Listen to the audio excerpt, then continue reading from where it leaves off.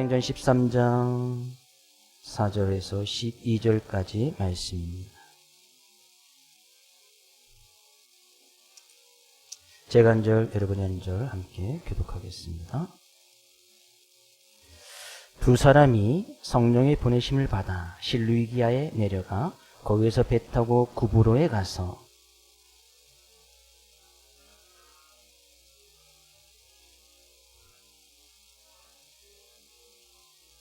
온 섬 가운데로 지나서 바보에 이르러 바예수라 하는 유대인 거짓 선지자인 마술사를 만나니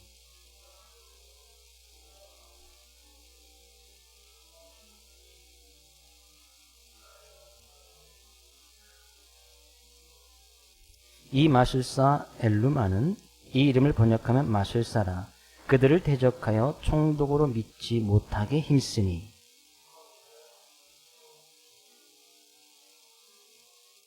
이르되 모든 거짓과 악행이 가득한 자요 마귀의 자식이요 모든 의의 원수요 주의 바른 길을 굽게 하기를 그치지 아니하겠느냐.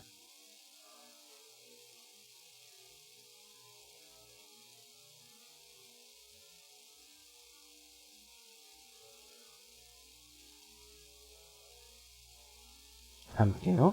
이에 총독이 그렇게 된 것을 보고 믿으며 주의 가르치심을 놀랍게 여기니라. 아멘. 작은 가게에서 진심을 배우다라는 책이 얼마 전에 나왔습니다. 이 책은 용인에 어디 있는 막국수집 사장님이 책을 낸 건데요. 용인에 이제 막국수집이 뭐 이렇게 막국수 하나로 이제 지난해 매출이 30억을 달성할 정도로 그죠? 사람들이 가면 뭐 최소한 1시간에서 많게는 2시간까지 줄을 서서 막국수를 먹어야 할 뭐 그런 집이랍니다. 근데 처음부터 이 가게가 잘 됐느냐? 그렇지는 않아요. 근데 이 책에서 이야기하는 것이 이제 혹시 막국수집 궁금하십니까? 용인에 뭐 고기리 막국수라고 그죠? 저도 한번 가보려다가 그날 마침 문을 쉬는 날이라서 가봤는데 고기리 막국수집이라고 그 사장님이 이 책에 얘기하면서 어떻게 이렇게 짧은 기간 안에 큰 성장을 이루어질 수 있는지 그러니까 자기는 뭐 다른 곳에서 이야기하는 인테리어나 맛은 일단 기본이고요. 맛이 없으면 아무리 뭐 안 가겠지요. 일단 맛은 기본이고 뭐 인테리어나 또 이제 주변의 뭐 환경이라든지 이런 거에 뭐 신경 쓰기보다는 한 사람 한 사람에 대해서 진심으로 다가갔다는 거예요. 그래서 이제 이걸 갖다 이제 진심 경영이다 뭐 이렇게 이야기하는데 그 손님이 어떤 이제 와서 식사를 할 때 이제 최고로 편안하고 또 이제 그 손님이 또 그 식사를 한 간 중에 무엇을 원하는지 그것을 이제 잘 살펴서 그 손님 한 사람 한 사람의 어떤 욕구를 채워줄 수 있게끔 그래서 이 손님이 만족감을 가지고 와서 다음에 다시 재방문을 할 수 있는 그런 곳으로 한 사람 한 사람이 최선을 다했다는 거예요. 그러다 보니까 사람 사이 손님과의 관계가 이제 더욱더 이제 깊어지는 거예요. 그래서 이제 이 막국수집을 운영하는 모습을 가지고 이제 진심으로 대했다. 그래서 손님과의 관계를 어떻게 설정하느냐 이것이 이제 정말 중요하다고 이 책에서는 이야기한다고 해요. 그래서 이 뭐 9년 만에 막국수집에서 1년 매출이 30억이다. 이것은 뭐 어디 시내에 있는 것도 아니고 저 산골짜기 용인에 저 산골짜기에 있는 그런 곳이랍니다. 그가 한 사람 한 사람에 대해 진심을 다했더니 거기에 손님들이 알아주고 또 찾았다는 거예요. 우리는 하나님의 영이 거하는 하나님의 성전입니다. 그런 하나님의 성전된 우리는 하나님을 지금 예배하고 있고 그런 예배하는 모습 속에서 우리가 얼마만큼 진심으로 그죠? 마음과 뜻과 힘과 생명을 다해서 그 하나님을 예배하고 있는가. 그죠? 가게집 하나 운영하는 사람도 그 진심을 다했더니 뭐 그 가게가 성장하고 큰 매출을 올렸던 것처럼 우리가 진심으로 하나님 앞에 나간다면 하나님께서는 우리의 삶 가운데 놀라운 은혜 하나님 크신 축복을 허락하여 주시지 않겠습니까? 저는 오늘 이 시간 드려지는 우리의 예배가, 그죠? 이 인생에 단 한 번 있는 거 아니겠습니까? 뭐, 이날, 그죠? 2021년 8월 15일은 또 우리 인생에 단 한 번 있는 날이잖아요. 한번 지나가면 다시 이날은 오지 않습니다. 이날이 우리의 온 마음과 정성을 다해서 그 하나님을 예배하는 하나님의 은혜가 충만한 귀한 시간 될 수 있기를 주의 이름으로 축복을 드립니다.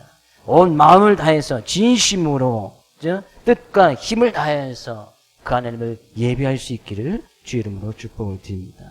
그런 마음을 가지고 전도 여행을 출발했던 그 전도팀이 있었는데 그 팀이 바로 바나바와 사울이었어요. 이 바나바와 사울이 성령의 보내심을 받아서 실루기아에서 배를 타고, 지도를 잠깐 볼까요? 안디옥에서 이제 파송을 받고, 실루기아로 내려가서, 보시죠? 지난해 봤듯이. 안디옥 교회, 거기 이제 교회 같은 곳이고, 실루기아, 항구가 있는 그 도시로 내려가서, 거기서 배를 타고, 오른쪽으로 보이나요? 여러분 보고 계신 왼편의 섬, 구보르라는 그 섬 가운데서 동표견에 있는 것이 살람이고, 그 섬의 가장 서쪽에 있는 항구가 바로 이제 바보라는 항구예요. 오늘 이제 그 살라미와 바보에서 있었던 일을 가지고 말씀의 은혜를 좀 나누려고 해요. 자, 5절 말씀 먼저 가서 볼까요? 살라미에 이르러 하나님의 말씀을 유대인의 여러 회당에서 전할세 요한을 수용원으로 두었더라. 그러니까 바나바와 사울이 전도팀을 해서 선교를 파송을 받았을 때에 바나바와 사울만 간 것이 아니고 여기 요한, 마가 요한이죠. 바나바의 생질이었던 이 마가 요한도 함께 동행했음을 보게 되어집니다. 근데 마가 요한만 있었던 것은 아니에요. 지금 그 외에 같은 다른 동행원도 있었던 것을 또 이야기하고 있는데요. 어쨌거나 이 살람이라는 곳에 가서 하나님의 말씀을 증거하는데 그냥 뭐 아무데나 가서 증거한 것이 아니고 여러 회당에서 회당이 있었는데 회당이라는 곳 여러 이제 이 살람이라는 지역에 회당이 여러 군데 있었던 모양이죠.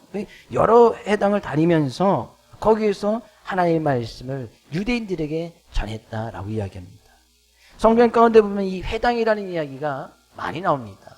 이 회당이라는 것이 도대체 무엇이길래, 어떤 곳이길래 이 바나바와 사울이 그곳에 가서 말씀을 증거했는가? 성경적으로 이 역사를 좀 찾아보면 이 회당이 어디에서 출발이 되었을까라고 생각해 보면 이 구약 성경을 이렇게 넘어가게 되지면 이스라엘 민족이 이제 멸망을 받게 되죠. 북쪽 이스라엘, 남쪽 유다가 바벨론에 의해서 이제 예루살렘이 다 침공되어지고 멸망되어지고 성전이 파괴되어집니다. 그리고 이제 70년 만에 다시 이제 포로된 사람들이 돌아오고 그 이후에 이제 신약으로 이제 이어지게 되어지는데, 이제 나라가 멸망받으니까 많은 사람들이 이제 곳곳으로 흩어집니다. 이제 바벨론의 포로로 끌려가기도 하고, 나라가 멸망받았으니 이곳저곳으로 막 사람들이 흩어지는 거예요. 유대인들이 막 흩어졌단 말이죠. 근데 흩어진 그들이, 포로된 그들이, 그래도 유대인, 당시 이제 구약시대에 하나님의 말씀을 좀 가르치고 기도할 수 있는 공간이 필요했는데, 이제 그들이 모여서 할 수 있는 곳이 없는 거예요. 그래서 그들이 하나님의 율법의 말씀을 가르치고 그래도 하나님을 예비하고 기도할 수 있는 그런 장소로서 모였던 곳이 이제 회당에 이제 시작이 되어지는 거예요. 근데 이 회당은 예수님 당시에도 여전히 남아 있었습니다. 포로된 사람들만 있는 그 회당만 있었던 것이 아니라 이 이스라엘 지역의 나라가 멸망한 그곳에서도 여전히 유대인들에게도 회당이 필요했어요. 왜냐하면 예루살렘에 있던 성전이 완전히 다 파괴되어졌고 여전히 파괴된 채로 방치되어 있었기 때문에 그들이 또 율법을 가르치고 말씀을 가르치고 기도할 만한 그런 장소, 그래서 그들이 이렇게 모였던 곳이 이제 회당이 된 거예요. 나중에 이제 바벨론에 의해서 포로로 생활하는 사람들이 다시 이제 귀환을 해서 돌아오게 되지만 성전 재건이 성전 건축이 또 그 이후에 한참 이후에 이루어지긴 했지만 그럼에도 불구하고 여전히 그 성전 하나만 가지고 또 이스라엘 백성들, 유대인들이 율법을 배우고 가르치는 것이 이제 공간이 부족한 거예요. 그래서 여전히 있었던 그런 회당을 그대로 그냥 동네마다, 거의 동네마다 뭐 한두 개씩, 큰 도시에는 여러 군데 이런 회당들을 했던 곳을 그대로 그대로 내버려 두고 거기서 율법을 배우고 어떤 기도할 수 있는 장소로 활용을 하게 되었습니다. 그래서 그 예수님 당시에도 예수님께서 복음을 증거하실 때에 회당에 들어가서 유대인들에게 참된 복음이 무엇인지, 이제 율법의 그 모든 것은 사랑이니까 그 율법에 근거한 것이 아니라 복음을 믿음으로, 예수님을 믿음으로 참된 구원이 있다라고 이제 그들에게 설교하시고 어떤 그들을 가르치시는 장면이 예수님 당시에도 나와요. 여전히 그때까지도 이제 회당이라는 것이 있었고, 바나바와 바울이 지금 전도행을 갔던 그곳에서도 여전히 이 회당이라는 것이 있는 거예요. 그래서 유대인들이 모여서 하는 것이 뭐예요? 율법의 말씀을 가르치고, 그죠? 당시 이제 구약 시대 예수님을 온전히 알지 못하고 구약에 있는 말씀을 가지고 그 말씀을 가르치고 하나님을 경배하고 예배한다고 하지만 여전히 구약에 있는 말씀만 따라가고 있는 거예요. 그랬던 것이 바로 회당인 거예요. 그러니까 가는 곳마다 회당에 가면 유대인들이 여전히 이제 구약의 말씀만을 가지고 율법을 가르치고 기도하고 있으니까 복음을 증거하기가 너무나 쉬운 거예요. 복음을 증거하기 쉬웠다는 것은 그들이 다 복음을 받아들이고 예수 그리스도를 믿었다는 것이 아니고, 일단 유대인들이 모여 있으니까 그곳에 가서 이제 율법의 말씀을 지키고 제사를 드려서 구원을 받는 것이 아니고, 하나님께서는 하나님의 아들 예수 그리스도를 보내주셔서 우리의 모든 죄를 감당하시고 그 죄를 용서해 주심으로 말미암아 십자가를 지심으로 말미암아 그 아들 예수 그리스도를 믿어야 참된 구원이 있다, 이 복음을 증거하면서 나가게 되었단 말이죠. 그러면 정말 이것은 정말 하나님의 놀라운 큰 은혜라고 우리는 또 볼 수가 있습니다. 왜냐하면 이 회당이라는 것의 출발점이, 그들이 이제 나라를 잃어버리고 포로생활을 하는 가운데서 이런 회당에서 보이는 그런 모임들이 있었잖아요. 그런데 거기서는 예수 그리스도 없이 여전히 율법의 말씀, 구약의 말씀만 가지고 그들이 율법을 가르치고 기도하는 장소였단 말이에요.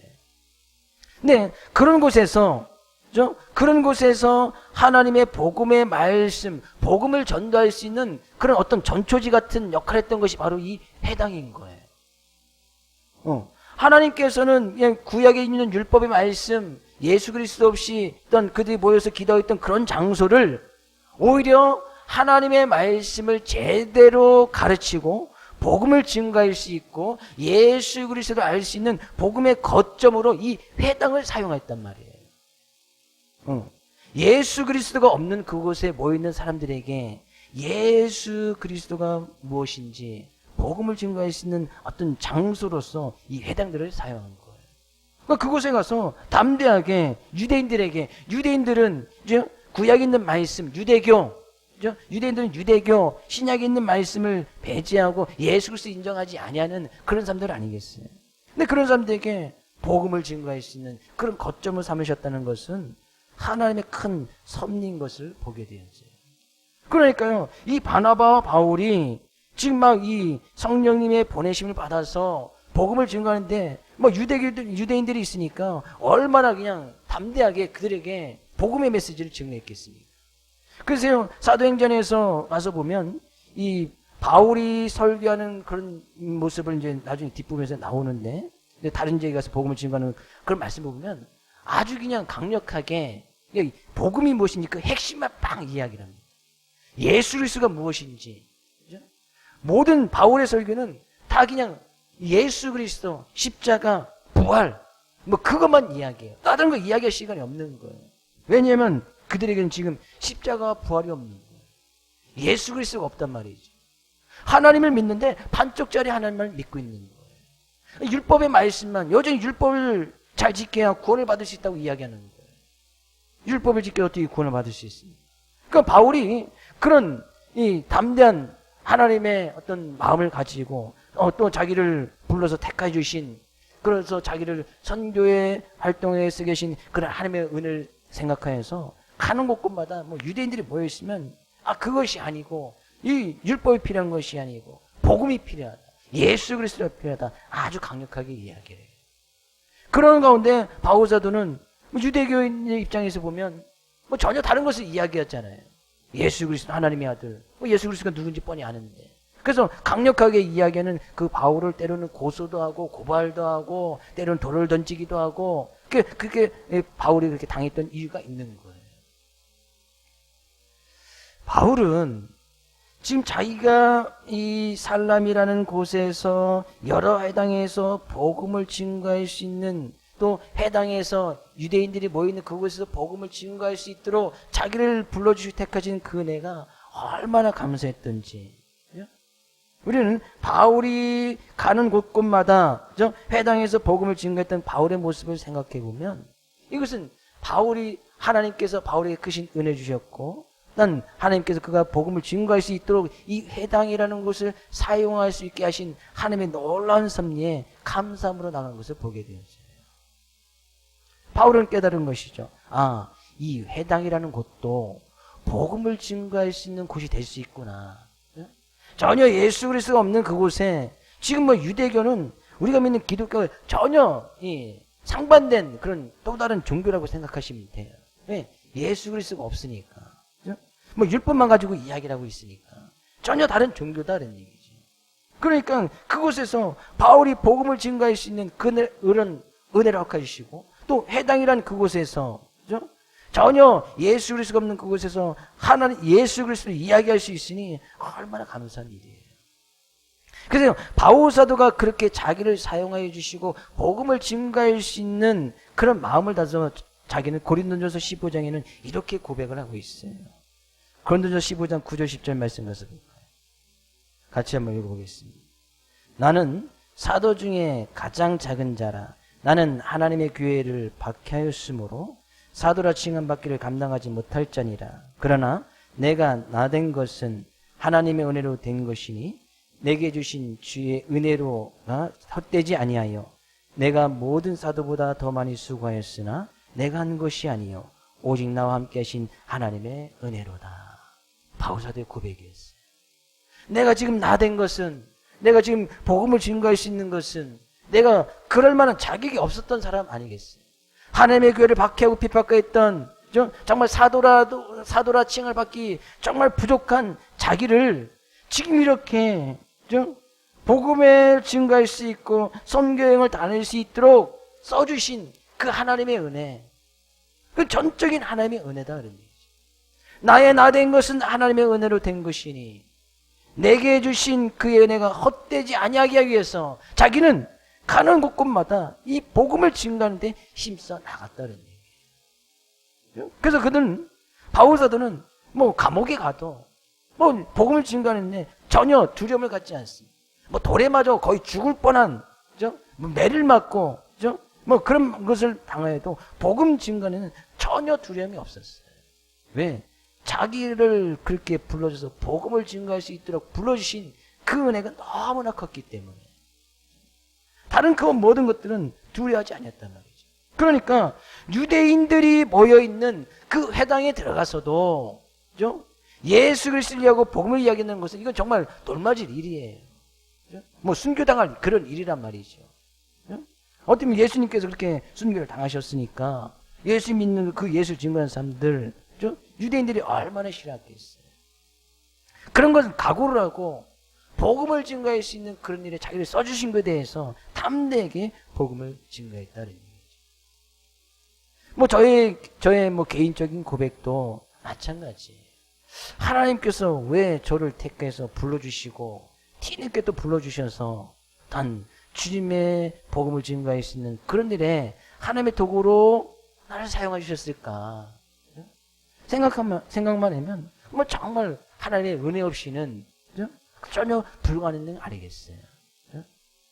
뭐 제가 개인적인 감정도 몇 번 했듯이 뭐 지금 뭐 욕심이나 뭐 개인적인 뭐 고집 아집 같은 것을 좀 많이 내려놨다고 생각하지만 어느 순간 이제 쑥쑥 올라올 때도 있지만 이전에는 뭐 제고지고 꺾을 사람이 아무도 없을 정도로 한번 이제 좀 삐딱하게 나가면 그냥 끝까지 삐딱하게 가는 거예요. 뭐 죽으나 사나 뭐 가는 거예요.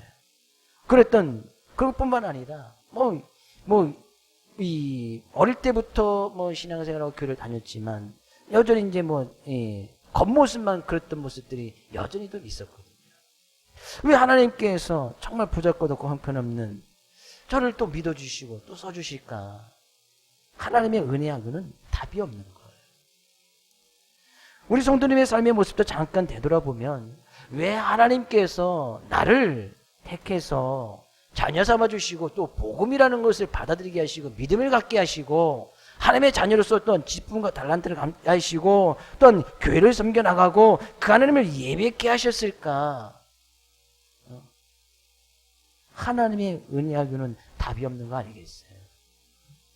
정말 하나님 믿기 전에 우리의 믿음을 우리의 삶의 모습을 잠깐 되돌아보면 야, 정말 하나님께서 그런 나를 택해 해서 하나님의 도구로 하나님의 어떤 나라를 증거할 수 있는 어떤 교회를 섬겨 나갈 수 있는 길에 하나님께 쓰임 받을 수 있는 그런 모습을 가지고 있는 사람은 아무도 없었을 거예요. 하나님의 은혜 아니고는 말할 길이 없는 거예요. 그것이 우리의 믿음의 고백 아니겠습니까?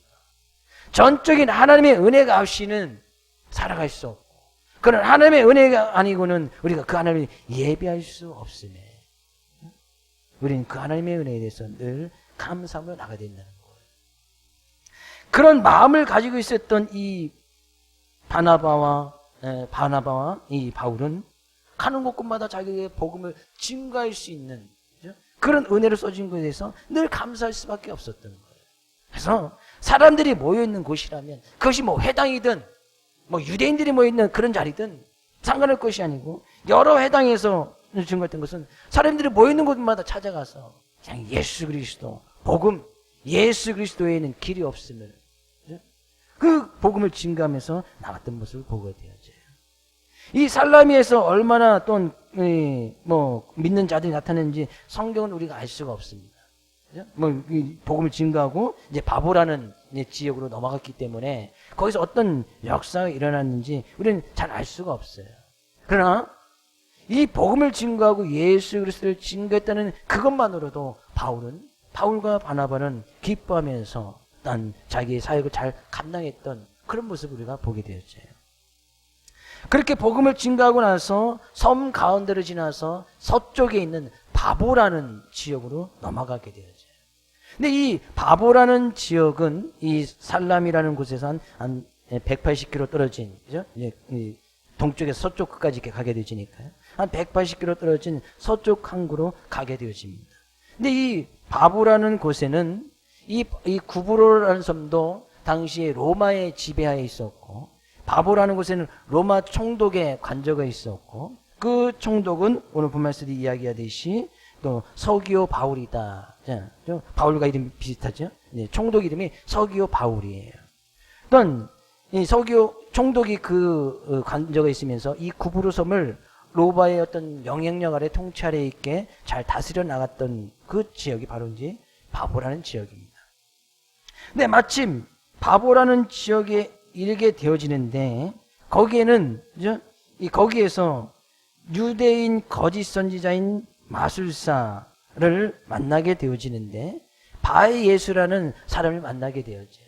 여기서 이제 마술사라는 것은 어떤 마법 같은 것을 마술 같은 것을 행하면서 점을 치는 그런 점쟁이라고 이렇게 보시면 될 것 같습니다. 지금 어떤 약간 이제 바로 이제 총독 서기오 바울 총독 옆에 있으면서 어떤 정치적인 이제 조언도 해주면서 마치 이제 점을 쳐주면서 마치 그것이 신의 뜻인 것 마냥 옆에서 이제 조언을 해주고 하는 그런 점쟁이 같은 사람이 바로 이 바예수였단 말이죠. 그 마술 같은 것도 하면서 사람들을 현혹시키는 그런 일을 했던 사람이 이 바예수예요. 그래서 성경은 그 사람을 거짓 선지자라고 이야기하고 있잖아요. 근데 이 바예수라는 이름의 뜻은 바는 아들이라는 얘기거든요. 예수는 우리가 잘 아는 그 예수. 그렇죠? 그럼 자기는 이걸 쉽게 이야기하면 예수님이 아들이라는 거예요. 자기를 마치 예수는 우리를 죄에서 구원할 구원자라는 거 아니겠습니까? 구원자의 아들, 스스로 구원자 예수를 사칭하던 예수의 아들이 자기가 바로 자기다라고 이야기했단 말이에요. 그러니까 성경은 그 사람을 거짓 선지자다라고 이야기하는 거예요. 이런 거짓 선지자들이 활동한다. 그래서 우리는 이제 이단이라고 이야기하는 거죠. 근데 그런 거짓 선지자들을 이 로마 총독이었던 서기오 바울이 그 사람 옆에 두고 있는 거예요. 그러니까 이 총독이 얼마나 어리석은 모습이 있었는지 우리는 또 미루어 짐작할 수가 있습니다. 그냥 옆에서 정치적으로 이렇게 조언도 해주고 점도 쳐주면서 마치 어떤 신의 계시를 받은 것처럼 자기의 채찍근에 두고서 그런 이제 조언을 받는 거예요. 근데 그것이 거짓인지도 모르면서 로마 총독은 이 거짓 선지자였던 이 바예수를 그 옆에 두고 있었다는 얘기예요. 정말 사람이 얼마나 이제 어리석은 존재인지를 우리는 잘 알 수가 있습니다. 그것이 뭐 지위가 높든 낮든 뭐 중요한 것이 아니에요. 뭐 요즘도 우리 뭐 최첨단 과학 시대를 살고 있는 그런 오늘날을 살고 있지 않습니까? 근데도요 지금 뭐 코로나 때문에 더 어려워지잖아요. 근데 이 최첨단 과학 시대를 살고 있음에도 불구하고 유명하다고 하는 이 전병이들의 성업은 더 큰 성업을 이루고 있고 더 활성화되어집니다. 몇 년 전에 이 통계로 이런 뭐죠? 점쟁이라든지 그런 뭐 철학관이라든지 이런 데 가서 점을 치면서 사람들이 썼던 그 비용이 이제 대충 어림잡았기를 한 4조 원 정도 사람들이 1년에 썼을 것이다 이렇게 통계 나온 것이 있어요. 4조 원, 4조 원. 별로 뭐 안 놀라서 뭐 4조 원 뭐 감이 없으니까 사람들이 그런 데 가서 이제 운명을 보고 점을 치고 사람들이 썼던 것이 4조 원. 거기는 어려운 사람만 갔을까요? 물론 어렵다고 하는 사람이 갔겠지. 지위가 낮은 사람만 갔을까요? 교회에 다니는 사람은 안 갔을까요? 분명히 갔을 거예요. 교회 다닌다고 하면서도 가서 그냥 점 봐주십시오. 예? 신문에 보면 오늘의 운세, 별자리 운세 보면서 하루를 점치면서 하루를 시작하는 사람도 있잖아요. 20절이나 선거철 되면 점쟁이 집은 완전 문정성시를 이루는 거 너무나 잘 알잖아요. 뭐 최첨단 과학시대 의학을 누리는 그런 시대를 살고 있다고 하면서 여전히 그런 것에 수많은 돈들이 쓰여지고 있는 거예요. 그냥 뭐 조금 유명하다 하면 그냥 뭐 믿는 사람이다 안 믿는 사람이 가서 그냥 일단 머리 대밀고 보는 거예요. 자기 운명을 한번 점쳐보려고. 그래서 운명이 맞습니까? 그래서 삶의 문제가 해결되어집니까? 우리 분들은 이제 경험이 없으니까 잘 모르시죠. 뭐 경험이 있는 것처럼 이야기하시네. 아무런 대답을 안 하시네. 혹시 뭐 지금 예수님을 믿기 전에는 뭐 그랬다 치더라도 예수님 믿고 나서 혹시 가보신 분은 안 계시죠?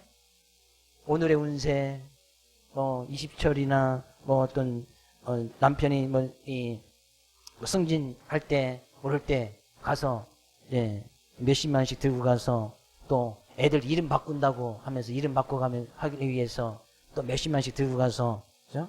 아주 유명한 데는 몇십만 원 갖고 되지도 않아요. 줄 서서 기다려야 되고 예약해야 되고 그런 것도 있다고 이야기를 해요. 저한테 오면 몇십만 원이 아니고 몇만 원에 해결해 줄 수 있는데 공짜로 내줄 수 있어요. 이름 바꾸는 게 뭐 어려워요. 그냥 성경적인 선지자 이름 하나 딱 대면 되지. 그 선지자처럼 살면 돼. 얼마나 좋아요. 예레미야처럼 예레미 딱 이름 줘주면 되죠. 오면은 예레미, 다른 애는 예레미야, 다른 애는 호세. 제가 뭐 남자로 태어나면 호세라고 짓고 싶었어요. 호세야 선지자. 그래서 사람들이 부르면 호세야 그럴 거 아니에요. 뭐 정호세 이렇게 지려고 했는데 여자애가 돼서 제가 고민 많이 했어요. 어떻게 이름을 줘야 될까. 이름 바꾸는 거 뭐 그거 몇십만씩 줘서 이름을 바꿔서 인생이 바뀝니까? 아마 그러면 얼마나 좋겠어. 그럼 우리 이름 싹 다 바꿔야지. 바예수로 다 바꿔요. 바예수로. 예수님이 아들처럼 산다고 해서 바예수 이름을 싹 다 바꿔버려요.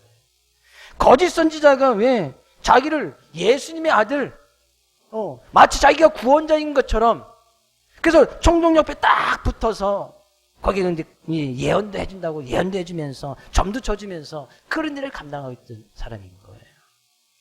근데 마침 바울과 바나바가 그 지역에 가서 이제 복음을 증거하는데 총독이 그 이야기를 들은 거예요. 이 당시에 이제 로마는 여러 신을 이제 로마 황제의 신을 섬기고 있었지만 로마라는 것은 이제 여러 신들이 있는 그런 곳 아니겠어요.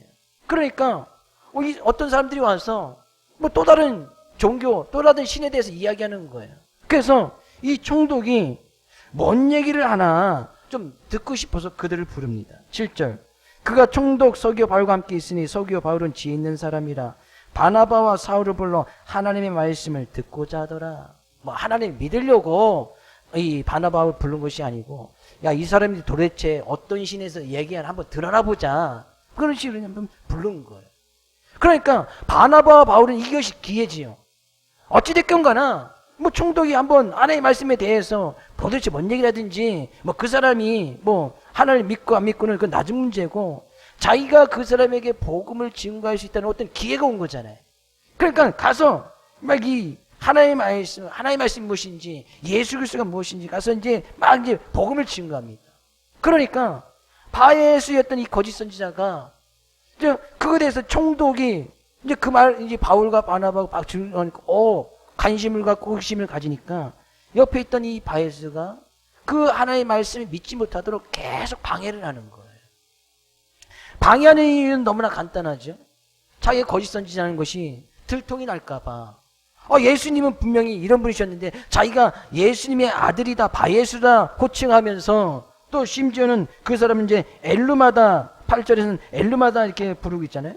그 엘루마는 그 외국어식 이름인 거예요. 자기가 마치 또 다른 이제 자기 자신을 높이기 위해서 외국식 이름도 하나 갖고 있는 거예요. 그래야 사람들이 자기를 좀 더 신비롭게 볼 수 있는 것처럼 이름을 또 이제 엘루마라는 이름까지도 가지고 있는 거예요. 그래서 자기의 거짓 선지자의 모습이 드러날까봐 이 총독에게 그것을 믿지 못하도록 계속 방해를 하는 거예요. 옆에서 그건 아닙니다, 그것은 거짓말입니다 하면서 계속 이야기를 하니까 바울이 9절 말씀 이렇게 이야기해요. 바울이라고 하는 사울이 성령이 충만해 그를 주목하고 10절. 이르되 모든 거짓과 악행이 가득한 자요 마귀의 자식이요 모든 이의 원수요 주의 바른 길을 굽게 하기를 그치지 아니하겠느냐. 왜 너의 거짓된 모습을 보지 못하고 하나님 믿으려고 하는 이 총독을, 그죠? 왜 자꾸 거짓을 이야기하고 진실을 왜곡하고 하나님의 말씀을 왜곡하여서 하나님의 말씀을 제대로 듣지 못하게 하느냐. 바울이 이제 질책을 하죠. 그리고 11절. 보라 이제 주의 손이 내 위에 있으니 내가 맹인이 되어 얼마 동안 해를 보지 못하리라. 바울이 막 질책하여서 내가 얼마 동안은 해를 보지 못할 것이다. 바로 그 자리에서 이 바예수였던 거짓 선지자가 시력을 잠시 동안 잃게 되어지는 그런 모습이 있는 거예요. 근데 이런 일이 어떻게 이루어졌는가, 그죠? 어떻게 바울에게 이런 일이 가능할 수 있었는가라는 것을 갖다가, 그죠? 이 9절 말씀은 단 한마디로 이야기하는 거예요. 바울이라는 사울이 성령이 충만하여. 어떻게 총독이었던 서기오 바울에게 하나님의 복음의 말씀을 담대히 증거할 수 있었을까? 그 하나님을 믿으려고 한 것도 아니고 그냥 한번 드러나 보자. 너희들이 이야기하는 그 신이 뭐냐? 그런 사람들에게 복음을 준다는 건 어떻게 보면 시간 낭비일 수도 있잖아요. 차라리 다른 많은 사람들이 모여있는 회당이라든지 예수를 믿겠다고 복음을 받아야겠던 그런 사람들에게 가서, 그죠? 복음을 증거하는 것이 더 효과적일 수 있지. 한번 드러나 볼게 라고 하는 사람들에게 복음을 주는 것은 시간 낭비일 수도 있고, 또 어떻게 보면 자기의 에너지를 낭비할 수 있는 그런 일이었단 말이죠. 근데 바울사도는 전혀 그러지 않습니다. 그 한 총독이라는 그 한 사람에게도 복음을 증거하는데 힘을 다 썼단 말이죠. 그런 모습이 바로 성령 충만한 모습이었어요. 일단 그런 하나님 말씀 믿으려고 하는 사람을 방해했던 이 거짓 선지자였던 바예수에게 얼마 동안 시력을 잃게 하였던 그런 모든 일들도 바울이 성령이 충만했기 때문이다 라고 이야기하는 거예요. 그러면 우리는 이 본 말씀 가운데서 성령이 충만하다는 것을 우리가 알 수가 있어요. 성령이 충만하다는 그 의미가 무엇인가? 바울이 성령이 충만했다. 자, 바울이 성령이 충만했기 때문에 자기를 택하여서 복음을 증거하게 계신 그 하나님의 은혜에 감사함으로 나갑니다. 그것을 우리가 이제 지난 시간에 살펴보았어요. 예, 성령님께서 말씀하시면 그 말씀을 따라간단 말이죠. 근데 그 말씀을 따라갔던 이 바울이 성령이 충만하여서 살람이라는 곳에서도 유대인들을 두려워하지 아니하고 거기서도 말씀을 증거합니다. 또 바보라는 곳에 가서도 총독 서기오 바울에게 그 사람이 한번 드러나 보자라고 어떤 이 바울과 바나바를 무시하는 그런 모습, 너희 대신이 얼마나 대단한지 한번 들어보자 나오는 그런 총독에게 가서도 복음을 증거하는 데 힘써 나갑니다. 그랬던 이유가 뭐예요? 성령이 충만했기 때문이다는 얘기예요. 그러면 성령이 충만하다는 것은 뭐예요? 성령은 하나님의 영이잖아요. 성령이 충만하다, 하나님의 영이 충만하다는 이야기거든요. 그러면 하나님의 영, 성령이 하시는 것이 뭐예요? 성령이 하는 일은 성경 가운데 우리의 성경 가운데서 성령은 하나님의 말씀을 생각나게 하고 하나님의 말씀을 가르쳐주고 우리 위해서 탄식함으로 기도하시는 분이 성령님이시다는 얘기죠. 성령이 충만하다는 것은 바울의 삶 가운데서 이 하나님의 성령께서 말씀이 계속 생각나게 하시고 말씀을 가르쳐주시는 그 말씀이 충만했다는 이야기예요. 그 말씀이 충만했다는 것은 곧 그 말씀을 가지고 하나님의 말씀을 증거할 수밖에 없던 그런 하나님의 마음, 하나님의 애타는 심정, 하나님의 모든 영혼을 통해서 구원받기에 이르시기를 원하시는 것이 하나님의 마음인데, 말씀이 충만했던 이 바울은, 성령이 충만했던 이 바울은 다시 말해서 한 영혼이라도 구원받기에 이르게 힘썼던 그런 하나님의 마음을 가지고 있었다는 얘기예요.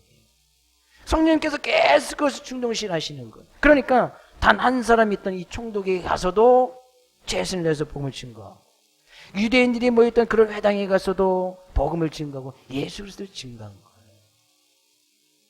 그것이 바로 성령 충만한 모습이에요.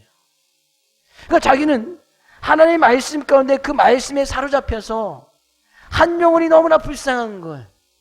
총독이 너무나 불쌍하고 유대인들이 잘못된 복음 아래 율법을 따라가서 그 잘못된 구원을 가지고 있는 그들이 너무나 불쌍해서 그들에게 복음을 증거하지 않을 수가 없었던 거예요. 그래서 가는 곳곳마다 유대인들이 모여있던 그 사람이 한 사람이든 지위가 높든 낮든 상관없이 그들에게 복음을 증거하는 하나님의 마음, 주님의 긍휼한 마음으로 가득 차 있었다. 이것이 바로 성령 충만한 모습이에요. 어쩌면 이 바예수가 얼마 동안 맹인이 되었다고 이야기하고 있잖아요. 그렇게 거짓 모습으로 하나님의 말씀 미치지 못하겠던 이 바예수를, 거짓 선지자를 영원히 시력을 멀게 할 수도 있었어요. 그렇죠? 평생 동안 거짓 선지자 역할을 하지 못하도록. 근데 성경 이야기예요. 얼마 동안 해를 보지 못할 것이다. 여기서 얼마 동안이 몇 개월인지 몇 년인지는 알 수 없지만, 그렇죠? 얼마 동안은 시력을 잃는 것이 된 거예요. 그 얼마 동안 그랬으니까 얼마가 지나고 나서는 다시 시력을 회복했다는 이야기죠. 그런 가운데 이 바예수가 총독이, 그죠? 우리가 생각해 보기로는 그 위에는 이제 총독 이야기나 예수의 이야기가 나오지 않지만, 그가 하나님의 역사하심을 보고, 아, 정말 하나님 살아계시구나. 하나님 역사하고 계시구나. 이 총독이 그 하나님을 경외하고 그 하나님을 섬겨나가지 않겠어요.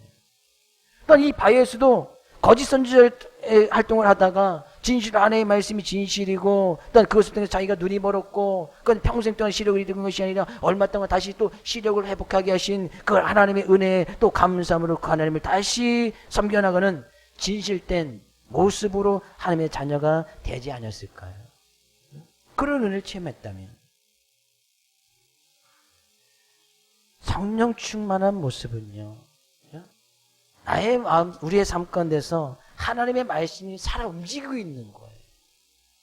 하나님의 말씀대로 안 살면 안 되는 거예요. 하나님의 말씀이 우리 안에서 막 지금 그냥 살아 역사하셔서 그 말씀 하나를 살아내려고 부단히 애쓰는 거, 성령 충만한 삶의 모습을 살아가고 있는 거예요. 물론 여기서 기적처럼 다른 사람들 눈멀게 하는 것, 이것이 성령 충만이다. 물론 성령의 역사의 하나일 수는 있습니다.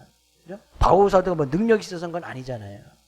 그렇게 했던 것, 성령의 역사의 하나일 수는 있지만, 그것이 왜 그렇게 일어나게 되어졌는가 잘 생각해 보면, 이 하나님께서 이 바예수라는 거짓 선지자도 그를 불쌍히 여기고 사랑하는 마음이 있었기 때문에 얼마 동안 해를 못 보게 하고 다시 얼마가 지나서 해를 보게끔 만드는. 그래서 그에게도 복음이 들어가고 참된 예수 그리스도를 알아가고 하나님의 경외하는 것이 무엇인지 알게 하시고자 하는 하나님의 사랑이 담겨지지 않겠습니까?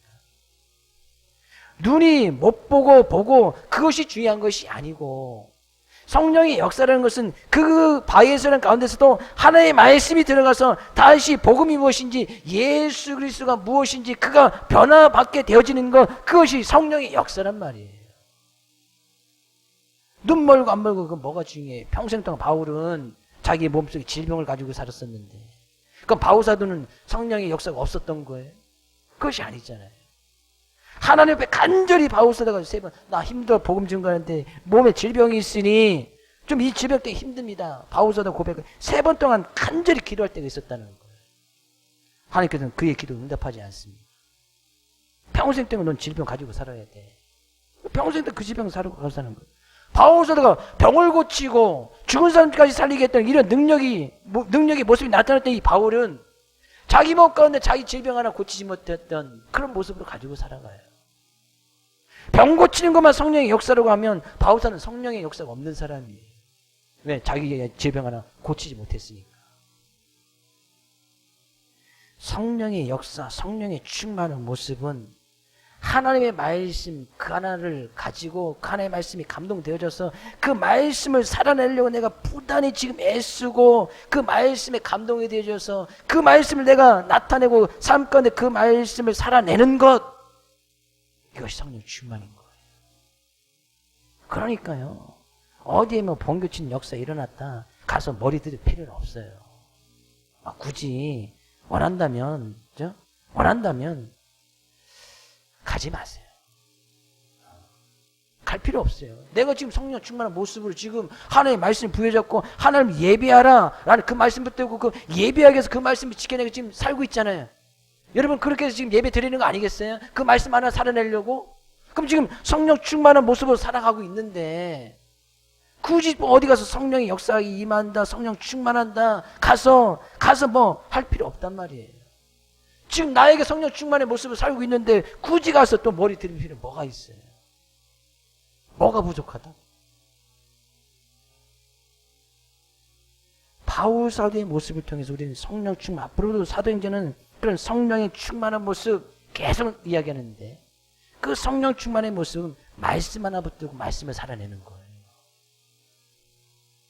하나님의 긍휼한 마음, 한 사람이라도 구원시키고자 하는 그런 말씀 바울 사도에 딱 들어가니까, 그죠?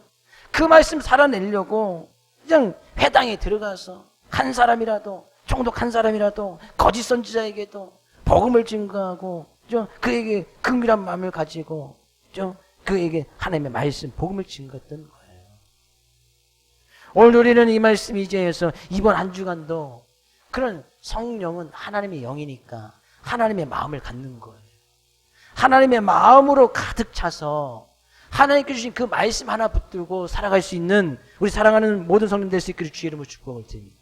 그런 하나님의 마음을 닮아서 한 사람이라도 긍휼히 여기고 하나님의 마음을 담아서 한 사람이라도 더 사랑하고, 그죠? 하나님의 말씀은 하나님을 사랑하고 이웃을 사랑하는 거니까, 그죠? 한 사람이라도 더 사랑하고 한 사람이라도 더 긍휼히 여기고 한 사람이라도 내가 더 구제하고 한 사람이라도 내가 한 번이라도 더 그들을 위해서 기도해주고 내가 하나님의 말씀 하나 더 살기 위해서 아둥바둥 부단히 노력하고 힘써 나가는 것, 성령 충만한 모습으로 살아갈 수 있기를 주의 이름으로 축복을 드립니다.